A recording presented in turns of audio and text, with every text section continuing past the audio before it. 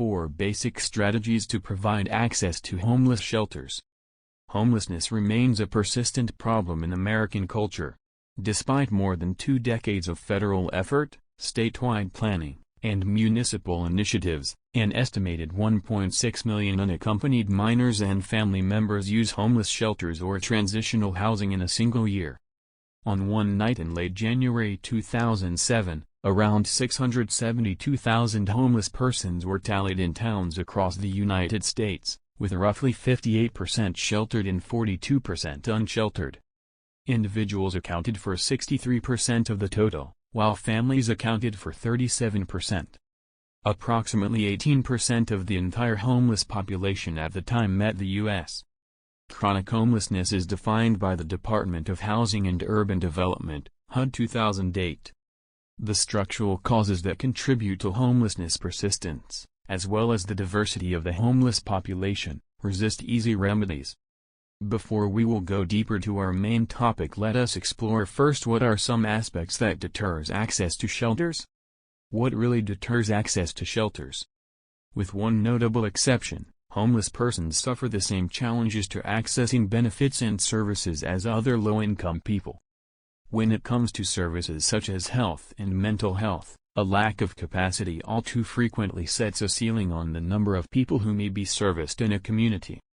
Homeless persons are typically placed at the back of the line because agencies want to assist those who are easier for their employees to comprehend and deal with, and benefits should be made available to everyone who satisfies the qualifying some transportation problems, an increased probability of declining health, physiological or mental health disability, addiction problems, or previous convictions, competing priorities such as food and other basic necessities, and lack of social support.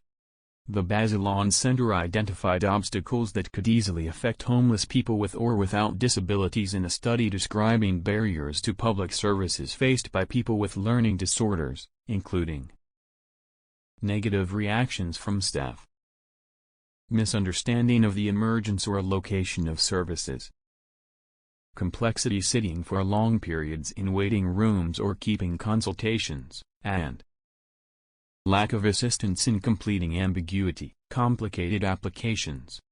Returning veterans, newly released jail and prison convicts, and those recently released from mental institutes, drug abuse treatment centers, and other institutions confront unique challenges in finding homes and accessing mainstream services.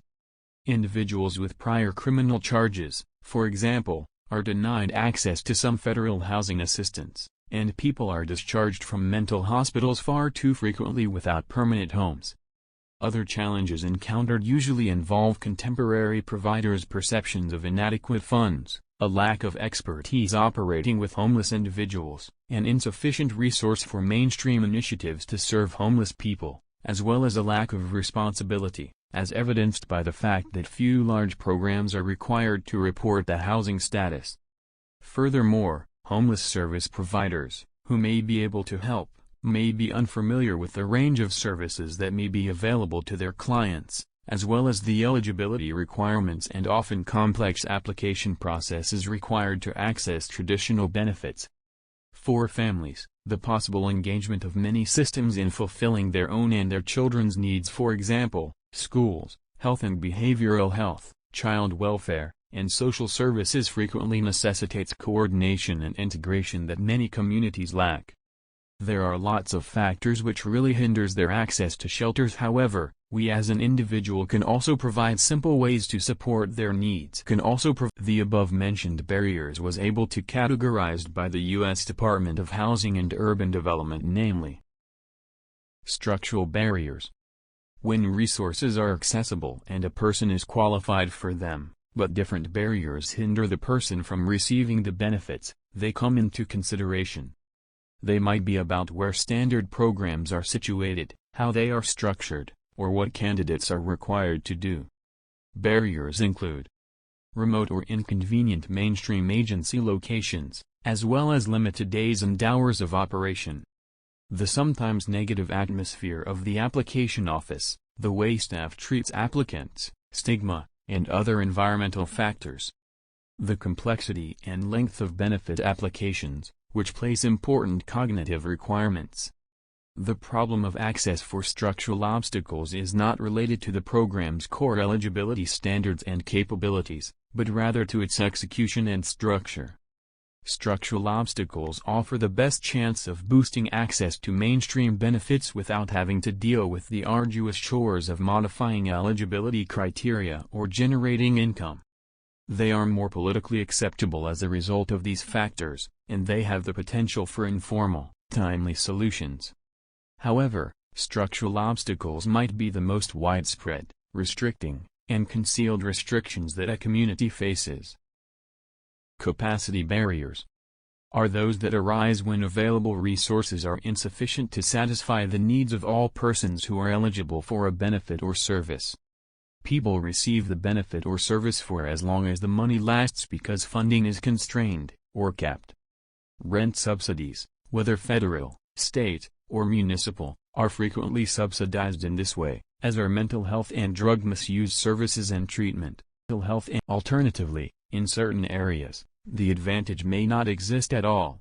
Eligibility barriers are those determined by program rules that specify who is eligible for a benefit and who is not. Those who encompass household category, confirmation of other benefits, age which are 65 or older entitles an individual for health care, disability which need be with a certain severity and frequency to qualify for supplemental security income, and criminal history. Housing and Urban Development denies housing subsidies to people with a drug-related felony. The government alone could not really combat these homelessness issues, though there are plenty of voluntary organizations already done their part to support the mission of their national government. Eligibility requirements for important programs such as food stamps, Medicaid, and supplemental security income are enshrined in federal law. Because such constraints are difficult to change at the local level, we discovered few examples of mechanisms for improving the access that accomplished in revising or extending eligibility requirements, as indicated by the small number of relevant mechanisms found in the study communities. Each one of us also has the power to slowly mitigate these problems. Maybe we can do some simple acts to the following ways to support their shelter needs. What are some actions we should do to provide homeless shelter needs? What are some ways that we can offer to them as an individual? There is no big neither small actions to fill in their basic needs as long as it wrapped with your sincerity to help, and that would create a big impact to their lives. Here are some few ways to do support their access to temporary or permanent shelter. Create lists of resources. Call all of the homeless serving agencies in your area and inquire about the things they require on a regular basis. Make a list of each organization, including its address, phone number, and a contact person's name. Then send these names to community organizations who might be able to assist with donations, such as religious centers and children's organizations like Girl Scouts and Boy Scouts. Offer financial assistance. Giving money is one of the most straightforward ways to help the homeless. Donations to homeless-serving charity groups go a long way. Teach your children about the homeless. Assist them in seeing the homeless as individuals. Take your kids and daughters along if you volunteer so they may meet homeless individuals and see what can be done to aid them. As a family, volunteer at a soup kitchen or a homeless shelter. Suggest that they pick through their old toys, books, and clothes and donate them to charitable groups that help the underprivileged. Offer your professional service. If you think that your professional service will greatly help them, though it entails much effort and time, but the reward to change each hopeless lives are priceless. Respect every homeless individuals. Treat the homeless with the same politeness and respect you should your acquaintances, relatives, and co-workers. Treat them the way you'd like to be treated if you needed help. Be knowledgeable enough who is homeless. Assist in dispelling prejudices about homeless people. Learn about the many causes of homelessness and keep in mind that each scenario is different. One of the first stages in assisting others is to recognize them as individuals and determine what they require. Take notice of them and engage in conversation with them. The majority of people are desperate for attention. Show kindness. You will never go wrong with this simple actions because we really do not know what specifically they are going through. Through your kindness it is their door to know that they are worthy of their existence regardless of what status they are in. Donate for their basic needs, basic as it may seem, but this will provide comfort and ease to their day-to-day living. If you have any clothing items which you never used at all, your damp clothes might become someone else's favorite item. Volunteer at domestic abuse victims shelter. Most battered women are involved in relationships with abusive husbands or other family members. Many victims of domestic violence may have little choice but to seek refuge or live on the streets once they leave their homes due to a lack of resources and a fear of being discovered by their abusers. Volunteers answer the phone at the shelter, pick up battered women and their children who call, keep the house, and provide therapy. To explore how you can help, contact your local abused women's shelter. Help the homeless. Apply for aid. Homeless persons are eligible for government assistance, but many don't know where to look for it or even how to register. Government authorities may be unable to contact them because they lack a postal address. You may assist the homeless by pointing them to mediators, such as homeless groups, who will inform them of accessible aid and assist them in applying for it. You can also contact these groups if you wish to be an advocate or middleman for the homeless. Disseminate accommodation relevant data. Despite our best spreading awareness about shelters, many people are unaware of their very own local options. Inquire with your local newspapers, church or synagogue publications, or municipal organization newsletters about publishing a weekly or monthly directory of local homeless services. This might contain the specific requirements of each group in terms of volunteers, food, and other gifts. Increasing homelessness people's access to proper services and benefits could be as simple as establishing a connection between a support worker in one agency and a social worker in another, or as complicated as making big changes in many organizations' rules and procedures at the same time.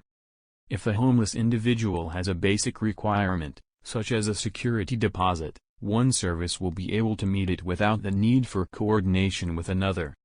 Now, let us study these basic strategies to effectively provide accessible to homeless shelters. 4 basic strategies to provide access to homeless shelters. Communication, coordination, collaboration, and coordinated community response are 4 degrees of contact that may be used to describe how programs and organizations interact to meet the needs of individual clients and groups of people. 1. Communication. When people from various agencies communicate with each other and share information in an excellent, helpful manner, the degree of communication occurs. This is the primary and most crucial step toward developing practical solutions to homelessness. Participants must be informed about what their colleagues in other organizations do, the resources available to them, and the sorts of services they may provide through communication. Frontline personnel, for example, a mental health worker and a housing developer, may communicate with middle-level staff and agency leadership. It may happen in 2 systems, 3 systems, and so on, all the way up to all the systems in a community. In many places, the stakeholders that need to collaborate to build a coordinated strategy to eradicate homelessness haven't even gotten to this point. Everyone functions in isolation, engaging in negative encounters that do not enhance awareness, support, or prevention options for homeless persons. Even though people know each other and serve on the same committees and task forces, they may not communicate well enough to comprehend each other's role in eradicating homelessness. This second scenario is common in most communities. Individuals know one another but haven't taken the time to listen to and hear each other. 2. Coordination. Coordination can also refer to the integration of services. Multi-agency teams that assist obtain appropriate resources for particular individuals and multi-service centers where a homeless person may connect with many different organizations. Still, no overall case coordination are instances of coordination. However, no substantial changes in each agency's services or business practices have happened at this time. Coordination does not imply fundamental changes in a partner agency's suitability, methods, or priorities. It simply means they agree not to get in each other's way and provide the services they have when appropriate, even if it means going to new places or using new mechanisms like a multi-agency team. It does not necessitate a significant reconsideration of the agency's aims or practices. 3. Collaboration. Based on communication and coordination, collaboration adds the aspect of shared analysis, planning, and accommodation toward the end of systems integration. A joint effort to define common goals is followed by protocols for each agency that allows each agency to conduct its job in a way that complements and supports the work of the others. Collaboration can occur between two or more agencies or systems, and it almost always involves some level of system change. Collaboration is impossible without the support of those in positions of authority. It varies from communication and coordination in this regard. The collaboration will not occur until agency leadership is on board, supporting and enforcing adherence to new policies and practices. Because collaboration comprises organizational responsibilities and personal ones, when persons who have formed emotional bonds across agencies leave their jobs, others will be appointed to fill the void. They will be given the same task of pursuing a coordinated response and will be shown what instruction and orientation are required. 4. Coordinated community response. With the long-term objective of eradicating homelessness, the degree of coordinated community response grows beyond collaboration between 2 or 3 organizations to include all the agencies concerned in a community partnership. This is about system transformation and integration, which goes beyond collaboration in several ways. It can provide integrated services as it involves all the necessary agencies, which for this research means that key obstacles to service access are addressed and decreased or abolished. It has a functional feedback mechanism, such as a scheduled meeting to address inefficiencies and create adequate intervention strategies or smooth bureaucratic pathways, and perhaps a systematic framework for wanting to think about just what comes next, wanting to know what needs to be done, how to achieve it best and, ultimately, what needs to change to achieve the goals. Whether or not we have experienced homelessness, it influences all of us. It's a matter of public health. Homeless people often have to do their own business outside because they do not have their own homes or the social standing to use bathrooms in companies or other public locations. They lack access to healthcare and frequently suffer from chronic diseases, exacerbated by difficult living situations such as sleeping outside in all weather, eating inexpensive starchy meals, and living in close quarters with other unwell individuals at social service organizations. Homelessness is a financial issue. People who do not have a place to live are heavy users of public services and cost the community money rather than bringing it in. Homelessness is terrible for business. Homelessness is an issue that is not impossible to strategize some solutions. In 2000, the National Alliance to End Homelessness, a rights advocacy group, and the United States Department of Housing and Urban Development, U.S. HUD, collaborated on creating the National Alliance to Complete the Homeless. Both groups thought that there was no such thing as a one-size-fits-all plan and that each town was unique, with a unique demographic. All communities had to meet the requirements to make their own decisions and develop their strategy.